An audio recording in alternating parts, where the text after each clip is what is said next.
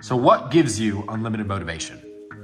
I don't believe in motivation as a concept. I believe in discipline and divine purpose. People who ask about motivation are basically saying, I don't feel like doing this. How do I feel like doing this?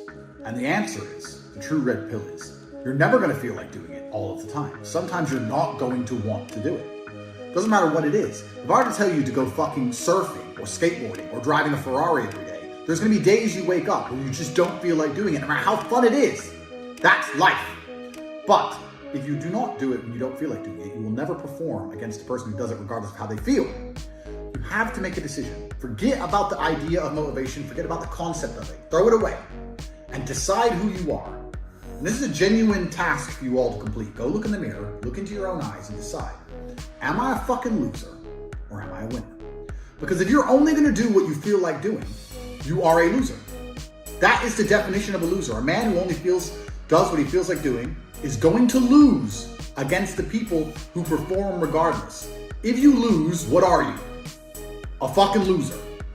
I decided I was a winner, and I knew what it took to win. To win, I have to perform day after day, so I decided I'm going to do this every day, regardless of how I feel.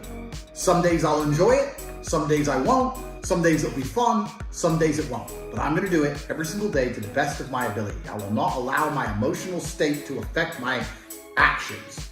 That's what winners do. Because let's say you're a professional fighter and you've agreed to fight on the 13th of July. That day comes around. You might feel like fighting. You might feel like kicking someone's ass. You might not feel like fighting. You might be a little bit sick. But it's the day, the arena's booked, you have to fight. So you don't get to say, well, I don't feel like it now. You don't get to lose and tell people, well, I didn't feel like it on that day. You just have to do it. You have to be good enough on your worst day to beat your opponent on his best day. It might be your worst day, it might be his best day. You still have to fight, and you still have to win. That's the game.